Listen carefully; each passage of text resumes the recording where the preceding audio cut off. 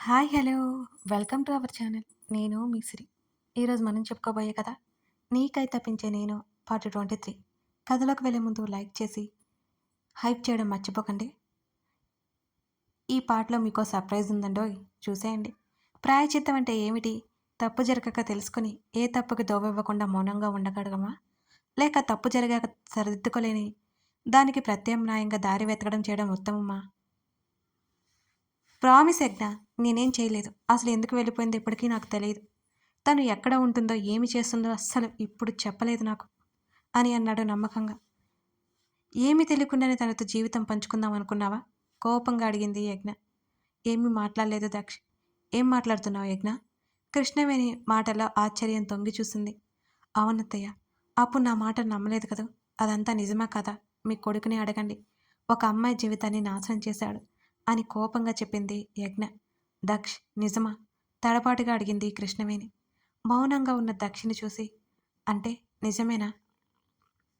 అమ్మా, నిజమే కాదన్ను. కానీ తనంటే నిజంగా నాకు ఇష్టం అమ్మా. పెళ్లి కూడా చేసుకుందాం అనుకున్నాను. కానీ నన్ను మోసం చేసి వెళ్ళిపోయింది అని అన్నాడు దక్ష్. ఆ అమ్మాయి కాదు నిన్ను మోసం చేసింది. నువ్వే ఆ అమ్మాయిని మోసం చేశావు. కోపంగా అరిచింది కృష్ణవేణి. దీనికి సమాధానం చెప్పు అని అంది యజ్ఞ. నిజంగా నిజం యజ్ఞ. తను కనిపిస్తే బ్రతిమాలైనా సరే దగ్గరికి తెచ్చుకుందామని అనుకున్నాను. నన్ను నమ్మండి మీరు ప్లీజ్. ఇంతమంది ద్వేషిస్తూ ఉంటే కష్టంగా ఉంది అని అన్నాడు దక్ష్. ఒకవేళ ఆ అమ్మాయి కనిపిస్తే ఏమి చేస్తావు అని అడిగింది యజ్ఞ. తను కనిపిస్తే ఇంటికి తీసుకువస్తాను. ఆ అమ్మని ఒప్పించి పెళ్లి చేసుకుంటాను అని అన్నాడు దక్ష్. ఒకవేళ ఆ అమ్మాయి పెళ్లి చేసుకుంటే? లేదు, పెళ్లి చేసుకోదు. ఎందుకంటే నేనంటే తనకి పిచ్చి అని అన్నాడు దక్ష్ గట్టిగా. మరి నువ్వంటే అంత ఇష్టం ఉన్న అమ్మాయిని నిన్ను వదిలి ఎందుకు వెళ్ళిపోయింది? ప్రశ్నించింది యజ్ఞ. అదే నాకు తెలియడం లేదు. ఎందుకంటే నీ మీద నమ్మకం లేదు తనకి. తన పరిస్థితి కూడా నాకులాగా అవుతుందనే భయం అంది గట్టిగా యజ్ఞ. అంటే నీకులా? నువ్వు నువ్వు కలిసావా తన్ని అని అడిగాడు దక్ష్ తడబడుతూ. అవును అని చెప్పింది. అవునా? యజ్ఞ ప్లీజ్, తను ఎక్కడుందో చెప్పు. తన పేరు సబితానే కదా? ప్లీజ్ యజ్ఞ అని యజ్ఞ చేతులు పట్టుకున్నాడు దక్ష్. అతని చేతులను విసిరి కొట్టి వదిలించుకుంది. ముందు తను ఎందుకు నిన్ను వదిలి వెళ్ళిపోయిందో తెలుసుకోవా అని అడిగాడు. తెలుసుకుంటాను యజ్ఞ, ప్లీజ్ తనని కలవాలి. తను వదిలి వెళ్ళిపోయిందని కోపం లేదు నాకు. మొదట్లో ఉండేది కానీ తర్వాత ఆలోచించాను. ప్లీజ్ చెప్పు యజ్ఞ, చెప్పు. దక్ష్ కళ్ళల్లో కనిపిస్తున్న ఆరాటం చూసి రిషిని చూసింది యజ్ఞ. రిషి, నీకు తెలుసా చెప్పు అని అడిగాడు అతని దగ్గరికి వెళ్ళి. అవును అంటూ అడ్రస్ చెప్పాడు రిషి. అమ్మా, వెళ్ళి తన్ని తీసుకొస్తాను. కృష్ణవేణి చేతులు పట్టుకున్నాడు అతను ఆదుర్దాగా. యజ్ఞని చూసింది కృష్ణవేణి. అలాగేనంటూ కళ్ళార్పింది యజ్ఞ. ఆ అమ్మాయికి ఏదైనా జరిగితే ఆ క్షణమే నేను చచ్చిపోతాను. ఇంకా దిగజారే పనులు చెయ్యకు. ఇప్పటికే నా బంగారు తల్లిని బాధ పెట్టావు. సరైన వ్యక్తి దాని జీవితంలోకి వచ్చాడు కాబట్టి సరిపోయింది. లేకపోతే ఏమి జరిగేది? ఇప్పటికైనా మనిషిలా మారు అని చెప్పింది కృష్ణవేణి కొడుక్కి. తల్లి మాటలకి మనసు చివుక్కుమని అన్నా సరే అది నిజమే కాబట్టి మౌనంగా ఉన్నాడు. వెళ్ళొస్తానమ్మా. వెళ్ళిపోయాడు దక్ష్. మీరు ప్రయాణం చేసి అలసిపోయి ఉంటారు. వెళ్ళి రెస్ట్ తీసుకోండి అని చెప్పింది కృష్ణవేణి. పర్వాలేదండి అని రిషి అన్నాడు. వెళ్ళండి బాబు. యజ్ఞ, తీసుకెళ్ళు అని చెప్పింది కృష్ణవేణి. రిషిని పిలిచింది. అంతకుముందు యజ్ఞ ఉన్న గదిలోకి తీసుకువెళ్ళింది అతన్ని. నా యజ్ఞ సైలెంట్ అండ్ ఫైర్ కూడా అన్నాడు రిషి బెడ్ మీద కూర్చుంటూ. అవును, చిన్నప్పటి నుంచి ఇలాగే ఉంటాను. నాన్న నాకు ఇష్టం వచ్చింది చేయమని చెప్పారు. మెంటల్లీ ఎంత స్ట్రాంగో అంత వీక్ నేను అని నవ్వింది యజ్ఞ. రోజు రోజుకి కొత్తగా కనిపిస్తున్నావు, నాకు తెలుసా నువ్వు అని అన్నాడు రిషి. అవునా? అతని పక్కనే కూర్చొని అతని చేతిని తన చేతుల్లోకి తీసుకుంది యజ్ఞ. అవును, అతను నవ్వాడు ఆమె చేతిని ముద్దు పెట్టుకుంటూ. రిషి చెప్పిన అడ్రస్కి వెళ్ళి తలుపు కొట్టాడు దక్ష్. కొంత సమయానికి తలుపు తెరిచింది సబిత. ఎదురుగా ఉన్న దక్కిని చూసి ఆశ్చర్యపోయింది. కదలకుండా నిలబడిపోయింది కూడా. భయంగా కూడా ఉంది సబిత. సబితని చూడగానే దక్ష్ ముఖంలో ఆనందం ఒక్కసారిగా పొంగినట్టయింది. వెంటనే లోపలికి అడుగు వేసి సబితని హత్తుకునేలోపు భయంగా వెనక్కి అడుగు వేసింది సబిత. ప్లీజ్ నన్నేం చెయ్యకో అని అంది భయపడుతూ. బేబీ అన్నాడు. ప్లీజ్ నీ దారికి అడ్డురాను. కడుపు మీద చేపెట్టుకుంది సబిత భయంగా చూస్తూ. బేబీ, ఏం మాట్లాడుతున్నావు? నేను నిన్నేం చేస్తాను అని అప్పుడు చూశాడతను సబితని. బేబీ అని దగ్గరికెళ్ళాడు. ఆమె బంపు మీద చేయి వేస్తూ అతను చూడగా వెంటనే దూరం జరిగింది. బాధగా చూశాడు ఆమె వైపు. నువ్వు నువ్వు నిజంగానే ఏమి చేయవు కదా! నీ భార్యని చంపబోయినట్టు నన్ను చంపవు కదా! ప్లీజ్ అలా చేయకు. నా కడుపులో బిడ్డ పెరుగుతోంది అని అంది సబిత ఏడుస్తూ. ఆమె అప్పటి వరకు ధైర్యంగా ఉన్నా అప్పటికి ధైర్యం పోయినట్టు అయింది. లేదన్నాడు బాధగా నిజంగా. ఆమెను హత్తుకున్నాడు దక్ష్. మొదట భయపడిన మెల్లిగా దక్ష్ గురించి భయపడిన అవసరం లేదు అని అనిపించింది సబితకి. ఆమె గట్టిగా ఏడ్చింది. బేబీ నేను నిన్నేం చేయను. నన్ను నమ్ము. నీకోసమే నేను ఎన్నో రోజుల నుంచి వెతుకుతున్నాను. నువ్వు లేకపోయేసరికి నాకు పిచ్చి పట్టింది నాకు. దక్ష్ ఈసారి ఏడ్చాడు. సబిత ఆశ్చర్యపోయింది అతన్ని చూస్తూ. నేను చాలా తప్పులు చేశాను కాదు అన్ను. కానీ ఇప్పుడు తప్పుల గురించి తెలుసుకున్నాను. మారాను. ఒంటరిగా మిగిలిపోతే కానీ నాకు మీ అందరి విలువ తెలియలేదు. ఇప్పుడు పూర్తిగా మారిపోయాను. ప్లీజ్ నన్ను నమ్ము. సబిత చేతులు పట్టుకున్నాడు. అతని కళ్ళల్లో నిజాయితీ కనబడుతూనే ఉంటే దక్ష్ మారిపోయాడని అర్థమైంది సబితకి. నమ్ముతావా నన్ను అని అడిగాడు. అలాగేనని తల ఊపింది. రా మనం ఇంటికి వెళ్దాం. అమ్మ మన పెళ్ళికి ఒప్పుకుంది. నిన్ను మోసం చేస్తే అమ్మ అసలు ఊరుకోదు అని అన్నాడు ఆమె చేతిని పట్టుకుని బయటికి వెళ్లేందుకు చూస్తూ. అక్కడే ఆగిపోయింది సబిత. ఏమైంది అని అంటూ సబితని చూశాడు దక్ష్. నువ్వు మారావని నమ్ముతున్నాను. ఒకవేళ ఇదంతా పొరపాటున మోసం అయితే నన్ను ఏమి చేయకు. నన్ను నమ్ముకొని మా అమ్మ ఉంది అని అంది సబిత. దక్షకి చాలా బాధ అనిపించింది. తనకి ఆ పరిస్థితి రావడానికి కారణం కూడా తనే అనుకున్నాడు అతను. దక్ష ఆమెని చైర్లో కూర్చోబెట్టాడు. అప్పటికే ఆయాసం ఆమెలో. లేదు బేబీ నేనేం చేయను. నన్ను నమ్ము. మన బిడ్డని నిన్ను అసలు దూరం చేసుకోను అన్నాడు ఆమె ఒడిలో తలపెట్టుకుని కన్నీరు కారుస్తూ. అతని కన్నీరుకి చలించిపోయింది సబిత. నేను నమ్ముతున్నాను. బాధపడకు. నేను చూడలేను అంది. సహజమైన స్త్రీ హృదయం మేల్కొన్నట్టుంది ఆమెలో. Thank you. ఆమె చేతుల్ని నుదురికి ఆనించుకున్నాడు దక్ష్. మన కోసం అమ్మ ఎదురు చూస్తోంది వెళ్దామా అని అడిగాడు. ఏం చెప్పాలో తెలియక మౌనంగా ఉంది సబిత. ఏమైంది బేబీ అని అడిగాడు దక్ష్ అయోమయంగా ఆమెనే చూస్తూ. మా అమ్మ ఇక చెప్పలేక ఆగిపోయింది సబిత. ఏమైంది మీ అమ్మకి అని అడిగాడు. అమ్మ పరిస్థితి చెప్పి నేను అమ్మని వదిలి రాలేను సారీ అని చెప్పింది కన్నీళ్లు తుడుచుకుంటూ సబిత. దానికి బాధపడ్డం ఎందుకు, మనతో పాటు తీసుకెళ్దాం అని అన్నాడు దక్ష్.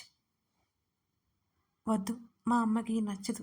పేదరికంలో ఉన్న ఎవరి దగ్గర చేయి చాచలేదు.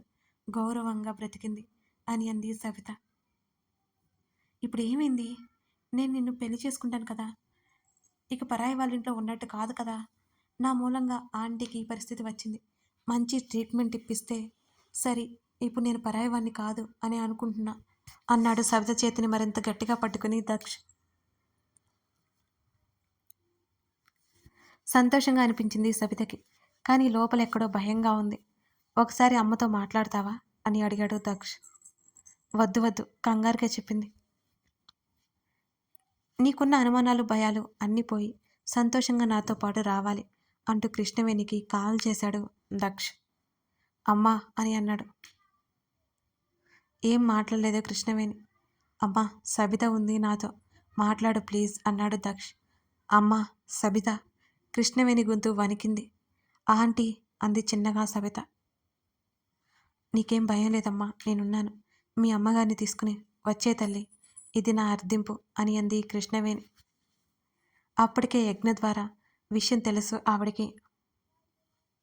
ఆంటీ అంత మాటలు వద్దు, వచ్చేస్తాను కళ్ళు తుడుచుకుంటూ అంది సబిత. అలాగేనమ్మా అని సంతోషంగా అంది కృష్ణవేణి. కాల్ కట్ చేసి ఇప్పటికైనా నీకు నమ్మకం కలిగించానని అనుకుంటున్నాను బేబీ అని అన్నాడు ఆమె చేతులు పట్టుకుని దక్ష్. తలూపింది ఆమె కన్నీళ్లతో. వెళ్దామని అడిగాడు. రేపు వెళ్దాం, ఇప్పుడు రాత్రి అవుతుంది కదా వెళ్ళేసరికి అని అంది సబిత. అలాగే అన్నాడు ఆమెను దగ్గరికి తీసుకుంటూ దక్ష్. ఆమెను సున్నితంగా కౌగిలించుకొని అలాగే ఉండిపోయాడు నేత్ర దక్ష్. ఆ రోజు సాయంత్రం వరకు కృష్ణవేణితో గడిపి సాయంత్రం తిరుగు ప్రయాణమయ్యారు రిషి యజ్ఞలు. పార్వతి వాళ్ళతో మాట్లాడి కాల్ కట్ చేసింది. సబిత ఒప్పుకుందట, ఇక హ్యాపీగా ఉంటుంది అని అంది యజ్ఞ. వచ్చేసావు మొత్తం, నేను చూస్తుంటే ముచ్చటేస్తుంది నాకు అని అన్నాడు అపురూపంగా ఆమెనే చూస్తూ. నేనేం చేశా? నువ్వు నా వెనుక లేకపోతే జరిగేది కాదేమో రిషి అంది అతని వైపు తిరిగి. నవ్వాడు సన్నగా అతను. 2 నెలల తర్వాత హాస్పిటల్కి వెళ్ళొచ్చింది యజ్ఞ. రిషి ఇంకా ఇంటికి రానేలేదు. భోజనం చేసింది ఆ రోజుల అలవాటు ప్రకారం. టాబ్లెట్స్ కవర్ తీసుకుంది. ఇక దాని అవసరం లేదు అనిపించింది ఆమెకి. అది పక్కన పడేసింది. కబోర్డ్ ఓపెన్ చేసింది. నీతో ఇవాళ పని పడింది అంటూ నవ్వుకుంది యజ్ఞ. ఇదివరకు ఒకసారి కట్టుకున్న తెల్ల చీర మీద వంగ పువ్వు రంగులతో పెద్ద పెద్ద పువ్వులున్న డిజైనర్ శారీ అది. అది చేతుల్లోకి తీసుకుంది. స్నానం చేసి రెడీ అయి కట్టుకుంది. బెడ్ మీద కూర్చుంది యజ్ఞ. డాక్టర్ని కలవడం గుర్తు చేసుకుంది ఆమె. నమస్తే డాక్టర్. నమస్తే. స్కానింగ్ రూమ్కి పదండి. డాక్టర్ చెప్పగానే ఆమె వెంట అడుగులు వేసింది యజ్ఞ. స్కాన్ చేస్తున్నంతసేపు యజ్ఞలో కంగారు తగ్గనేలేదు. అది అయ్యాక వెయిటింగ్ హాల్లో కూర్చుంది యజ్ఞ. గంట గడిచాక రిపోర్ట్స్ రావడంతో డాక్టర్ రూమ్కి వెళ్ళింది యజ్ఞ. కూర్చోండి, మీ రిపోర్ట్స్ వచ్చాయి. ఎదురుగా కూర్చొని డాక్టర్ ఏమి చెబుతుందా అని ఆతృత, కంగారు, అంతకు మించి భయం ఉంది ఆమెలో. చేంజ్ ఏదైనా కనిపించిందా డాక్టర్ గారు అని అడిగింది కాస్త ధైర్యం తెచ్చుకొని. అలా చేంజ్ వచ్చింది. నాకే ఆశ్చర్యంగా ఉంది యజ్ఞ. మీరు పోయిన నెల చెకప్కి వచ్చినప్పుడు అప్పుడే మీరు చాలా వరకు క్యూర్ అయ్యారు. ఇప్పుడు ఇక ఏ ప్రాబ్లం లేదు. మీరు కంగారు పడాల్సిన అవసరమే లేదు. డాక్టర్ చెప్పగానే కళ్ళల్లో నీళ్లు తిరిగాయి యజ్ఞకి. ఆమెకి చాలా సంతోషంగా అనిపించింది. తన ఆరోగ్యం కోసం రిషి ఎంతగా పరితపించాడో ఆమెకి బాగా తెలుసు. ఏదో చిన్న సమస్య అనుకుని ఆమెకి తోడుగా ఉన్నాడు. ఆమెను ఒక పసిపాపలా చూసుకున్నాడు. ఇదంతా పెద్ద సమస్య ఉందని తెలిస్తే ఇంకేమైనా ఉందా అనుకుంటూ రిషి మొత్తం చెప్పేయాలి అని నిర్ణయించుకుంది యజ్ఞ. డాక్టర్ గారు, మెడిసిన్ కంటిన్యూ చేయాలా ఇంకా? అవసరం లేదండి. ఇప్పటికే చాలా కాలం నుంచి మెడిసిన్ వాడుతున్నారు. ఇక ఏమాత్రం అవసరం లేదు. కానీ మీరు చేయాల్సిన పని ఒక్కటే, బలమైన ఆహారం తీసుకోవాలి. కొద్ది రోజుల పాటు స్ట్రెస్ తీసుకోకపోవడమే మంచిది. అలాగే doctor. Thank you. Thank you so much అని చెప్పింది యజ్ఞ. ఇప్పటికైనా మీ హస్బెండ్కి చెప్పండి. ఏమీ తెలియనట్టే చెప్పింది ఆ డాక్టర్. అలాగేనండి. ఇప్పుడు నాకేం సమస్య లేదు. చాలా సంతోషిస్తారాయన అని అంది కళ్ళు తుడుచుకుంటూ యజ్ఞ. గుడ్. Take care. అక్కడి నుంచి ఇంటికి వచ్చేసింది యజ్ఞ.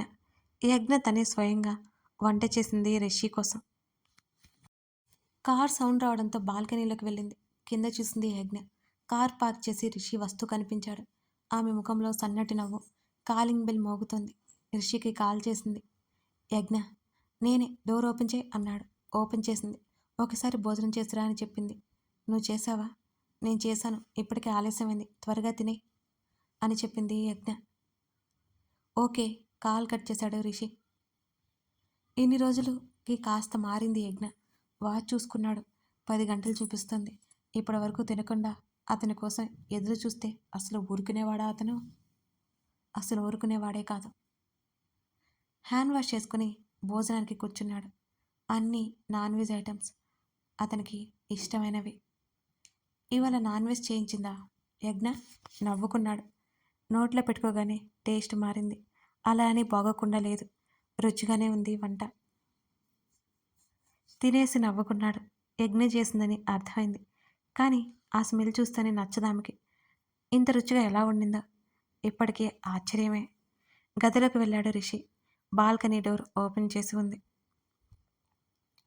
యజ్ఞ, మంచు పడుతుంది, లోపలికి రా చెప్పేసి టవల్ తీసుకుని బాత్రూంలోకి వెళ్ళి పోయాడు రిషి. అతను తన గురించి ఆలోచించే తీరు ఎప్పుడు ఆమెను అబ్బురపరుస్తూనే ఉంటుంది. లోపలికి వచ్చి బాల్కనీ డోర్ క్లోజ్ చేసింది. డ్రెస్సింగ్ టేబుల్ మీద పెట్టిన మల్లెపూల మాలని జడలో తురిమింది. బెడ్ మీద కూర్చుంది. ఇవాళ రిషితో చాలా మాట్లాడాలని ఆమె డిసైడ్ అయిపోయింది. కథ కొనసాగుతోంది.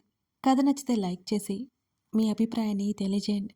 అవే నాకు ఈ కథని ముందుకు నడిపించడానికి సహాయపడతాయి. అంతేకాదు, రేపు ఫైనల్ ఎపిసోడ్ ఉంటుంది.